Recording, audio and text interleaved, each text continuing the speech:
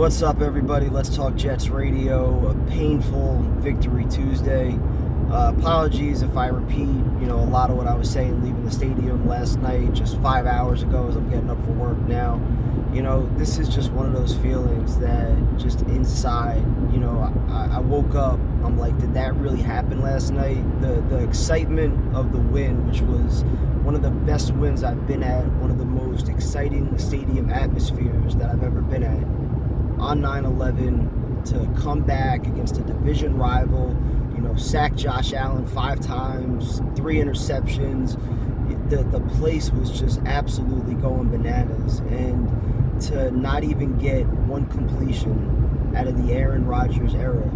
And it's about this year, but it's also about next year too, because the whole idea when we traded for him and the reason that it was so easy for me not to look at this year as being a Super Bowl or bust type of year was because I did legitimately feel like we had at minimum 2 years, if not possibly 3 or more, depending on how he held up health-wise. And to now have this, it takes all the life out of you. Like there's no part of me that wants to celebrate a Victory Tuesday today. It doesn't feel like a Victory Tuesday because it ultimately feels like the New York Jets are right back in the exact same spot that they were in last year, with a great running game, a legitimate top caliber defense, and plenty of questions at the quarterback position. And you want to give Zach Wilson a shot, that's cool. I think there's clearly a difference between preseason QB2 Zach, who doesn't have pressure on him, versus when shit gets real, he gets the happy feed. He's not capable of seeing the same things that Aaron Rodgers is seeing. It's just a completely different offense. And I don't know if they can carry him all the way to a playoff spot. I think the defense is good enough, but, in a matter of minutes, you went from being a Super Bowl contender to maybe a wild card contender.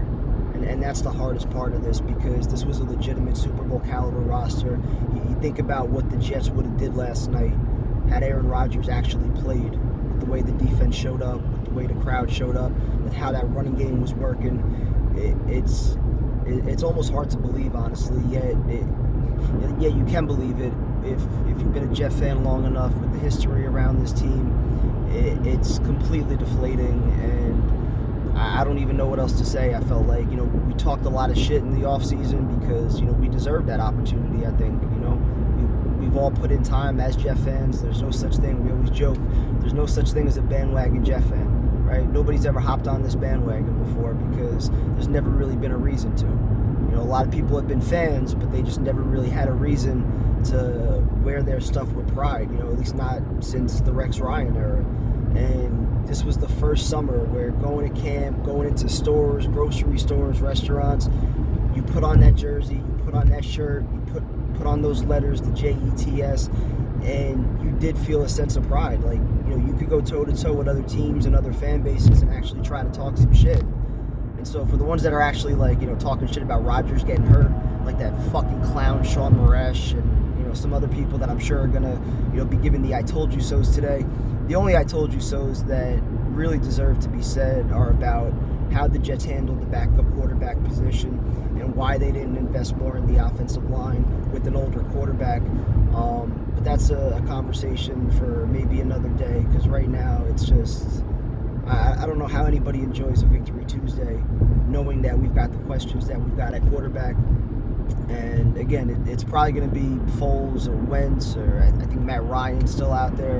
And, whether you go with one of those guys or you just stick with Zach, the idea that this is now still a Super Bowl caliber team, it's going to be very hard to get me to buy into that. As good as the defense is and as well as they can run the football, Aaron Rodgers was just a different level quarterback. And you look at everything from, the intro with Method Man and just how that place was rocking an hour before the game, hearing the excitement from all the fans. At Tailgate Joe, I was telling everybody, we met a lot of people over there. Shout out to David for the jersey as well.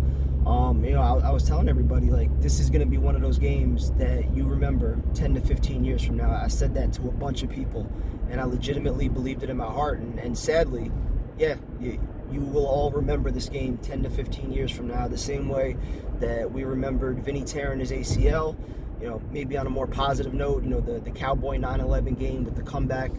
But unfortunately, you lose your quarterback like this, and it's so hard to see what a great win it actually was, because there were so many people that stood out, especially on defense. Jordan Whitehead, 3 interceptions.